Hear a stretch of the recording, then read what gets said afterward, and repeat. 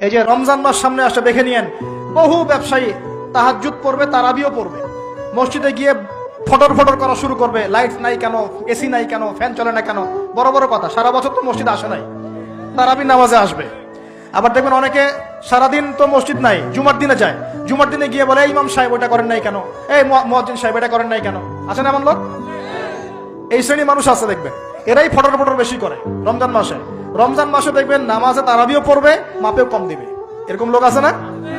মাপে যারা কম দেয়, এই পাপের কারণে সমাজের মধ্যে দুর্ভিক্ষ নেমে আসে।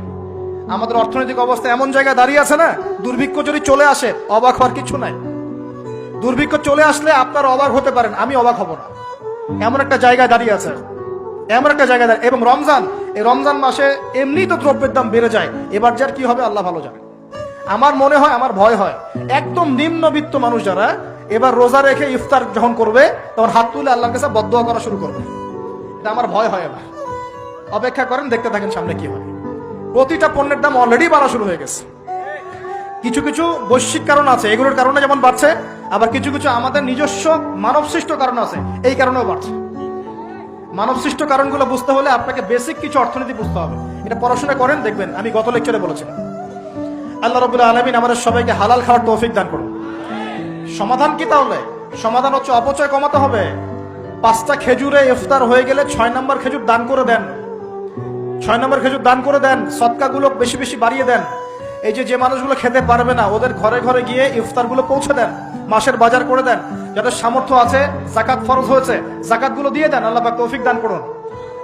দুর্নীতি বন্ধ করেন, কালো টাকা বন্ধ করেন। কত টাকা পাচার হয়ে গেল বিদেশে, সেগুলো কে ফিরিয়ে নিয়ে আসবে? এ দায়িত্ব কার? মনে রাখবেন, একটা পাপের হিসাব না দিয়ে কাল কিয়ামতের মাঠে কোনো দায়িত্বশীল পার পাবে না ইনশাআল্লাহ। কোনো দায়িত্বশীল না।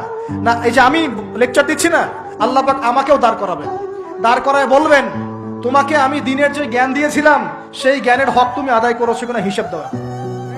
এই যে বড় বড় মুফাসসিরে কোরআন, মুফতি, মুহাদ্দিস বসাচ্ছেন, পাংখা দিয়ে বাতাস করছেন, হ্যাঁ, চা খাওয়াচ্ছেন, কফি খাওয়াচ্ছেন। এক একজনকে আল্লাহ পাক দাঁড় করাবেন, বলবেন কোরআন সুন্নাহর যে আমানত দিয়েছিলাম সে আমানতের সাথে কতটুকু তুমি হক আদায় করেছো, হিসাব না দিয়ে পার পাবে না তুমি। ফাইজলামি মনে করেছেন নাকি দিনকে? ঠিক একই ভাবে সমাজের, রাষ্ট্রের দায়িত্ব আল্লাহ পাক যাদেরকে দিয়েছেন, এক একজন ব্যক্তিকে আল্লাহ পাক দাঁড় করাবেন। দাঁড় করা জিজ্ঞাসা করবেন, কোন কোন জনগণের কোন কোন হক তুমি নষ্ট করেছো, কার কার হক দিয়েছো, কার কার দাও নাই, সবার সামনে হিসাব দাও, তারপর জান্নাতে যেতে পারবে। এত সহজ না।